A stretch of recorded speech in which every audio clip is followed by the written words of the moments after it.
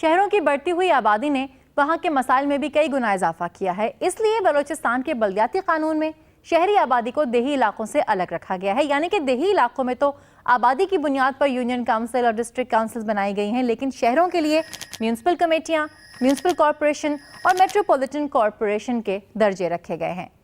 کسی بھی شہری علاقے کو میونسپل کمیٹی کا درجہ دینے کے لیے کم از کم 15,000 اور زیادہ سے زیادہ 1 لاکھ کی آبادی کو بنیاد بنایا گیا ہے۔ اسی طرح میونسپل کارپوریشن میں 1 لاکھ سے زائد اور 5 لاکھ تک کی آبادی کو رکھا گیا ہے، جبکہ میٹروپولیٹن کارپوریشن کے لیے شہری علاقے میں کم از کم آبادی 5 لاکھ سے زائد ہونے کی شرط رکھی گئی ہے۔ اس حساب سے بلوچستان میں 1 میٹروپولیٹن کارپوریشن، 4 میونسپل کارپوریشن جبکہ 54 میونسپل کمیٹیاں بنائی گئی ہیں۔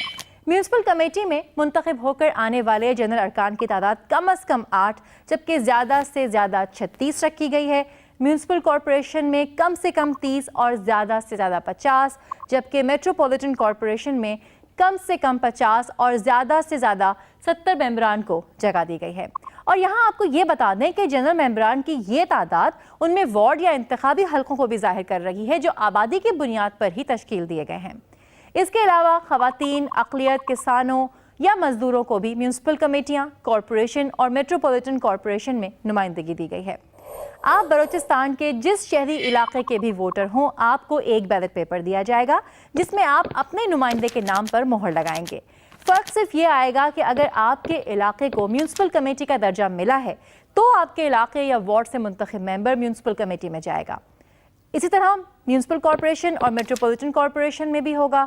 میونسپل کمیٹی، میونسپل کارپوریشن اور میٹروپولیٹن کارپوریشن کے منتخب افراد اپنے چیئرپرسن اور ڈپٹی چیئرپرسن کا انتخاب کریں گے، جنہیں میٹروپولیٹن کارپوریشن میں میئر اور ڈپٹی میئر کہا جائے گا، جس سے انتخابات کا یہ عمل اپنے اختتام کو پہنچے گا۔